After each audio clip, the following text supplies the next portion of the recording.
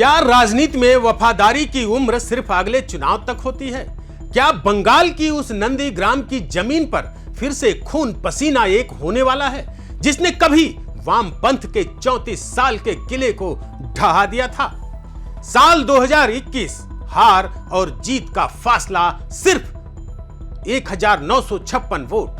लेकिन इस बार कहानी बदल गई है। जिस शुवेंदु अधिकारी ने ममता दीदी को उन्हीं के घर में मात दी थी, आज उन्हीं के खिलाफ दीदी ने उन्हीं का पुराना हथियार इस्तेमाल किया है। एक ऐसा नाम जो कल शुवेंदु का साया था, आज उनकी नींद उड़ाने आया है। क्या नंदीग्राम में इस बार चेला ही गुरु को मात देगा या शुवेंदु की बादशाहत बरकरार रहेगी?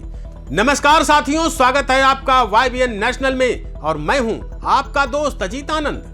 आज हम बात करेंगे बंगाल की उस जमीन की जहां की मिट्टी में सिर्फ फसल नहीं, सत्ता के समीकरण उगाए जाते हैं। नंदीग्राम नाम सुनते ही जहन में आंदोलन, गोलियां और सत्ता परिवर्तन की यादें ताजा हो जाती हैं। लेकिन इस बार नंदीग्राम में जो खेला हो रहा है वो किसी बॉलीवुड सस्पेंस थ्रिलर से कम नहीं है। शुवेंदु अधिकारी बनाम पवित्र कर, ये सिर्फ दो नाम नहीं है, ये बीजेपी की रणनीति बनाम TMC का उसी के अंदाज में पलटवार है। साथियों, नंदीग्राम की गलियों में आज एक अजीब सा सन्नाटा पसरा हुआ है। यह सन्नाटा किसी तूफान के आने की आहट है। याद कीजिए, शुवेंदु अधिकारी कभी ममता बनर्जी के सबसे बड़े सेनापति हुआ करते थे।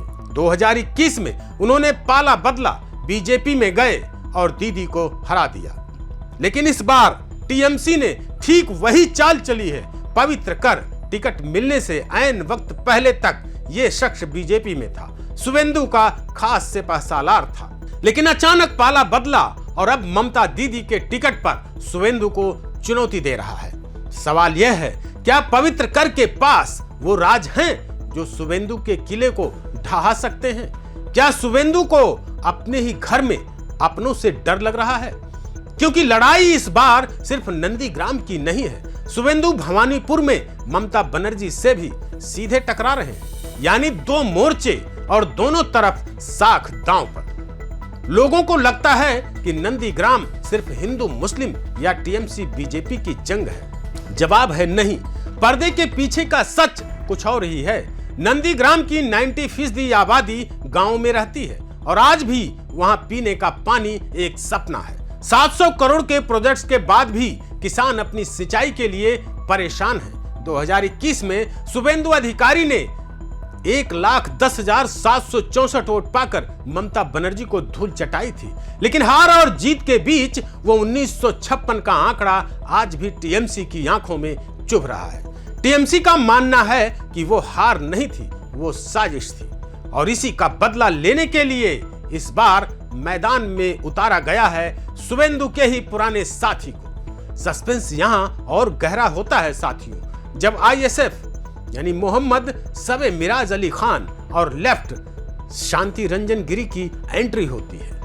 क्या ये लोग बीजेपी के वोट काटेंगे या TMC के? क्या नंदीग्राम में कोई सीक्रेट किंग मेकर छिपा है? अब गौर से सुनिए कहानी का वो मोड़ जो आपको हैरान कर देगा।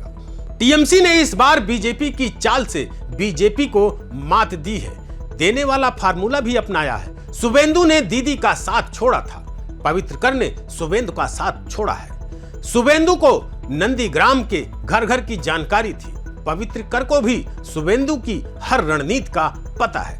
नंदीग्राम में अधिकारी परिवार का दबदबा रहा है, लेकिन क्या पवित्र कर उस गढ़ में सेंध लगा पाएंगे? शुवेंदु के लिए ये चुनाव आर या पार की लड़ाई है। अगर वो हारते हैं तो उनका राजनीतिक भविष्य खतरे में है, अगर जीतते हैं तो बंगाल में बीजेपी के निर्विवाद चेहरा बन जाएंगे। साथियों, नंदीग्राम वो जगह है जहां 2007 में किसानों ने अपनी जमीन के लिए जान दे दी थी। चाहे वामपंथ हो या TMC, यहाँ की जनता ने हर उस नेता को उखाड़ फेंका जिसने उनकी भावनाओं से खेला। आज मुद्दा सड़क, पानी और मुआवजे का है। क्या शुवेंदु अधिकारी इन बुनियादी सवालों का जवाब दे पाएंगे? क्या जनता 2021 के उस जादू को दोबारा दोहराएगी?